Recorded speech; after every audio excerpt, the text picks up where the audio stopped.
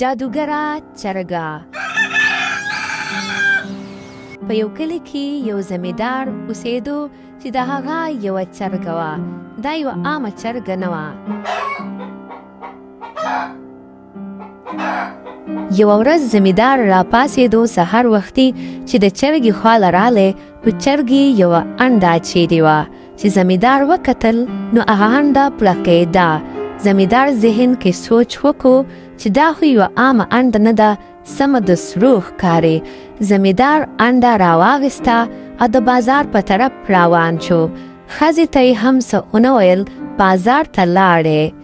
چې کله هم بازار ته ورسېدو د سونار دکان ته ورغلی. سونار ته یې انډه وښودله نو هغه ورته هم ووی چې او دا خو د سرو ده.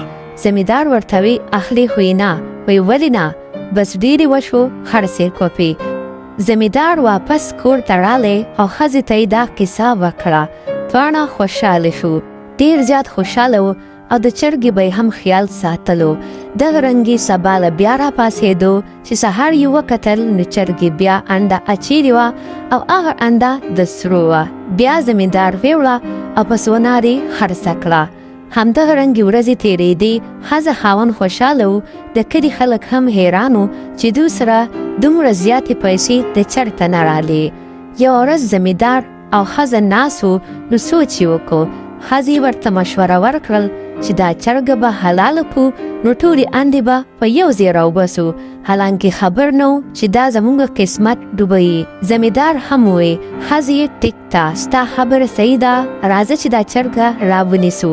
چرګه یې راونیوله او چې کله یې حلاله کړه نو په هغې کې دننه هېڅ هم نه و، بلکې د بریانۍ سامان پروت و. ښځه خاوند خفه شو او چرګې سره هېڅ نه کېدله. دواړو سر تندی وهلو، ډېر زیات خفه و، ځان یې په ژړا مړ کړو. د دې نه موږ ته معلومیږي چې په خپل نصیب صبر راوړئ او د لالچ کوشش چرته هم مه کوئ.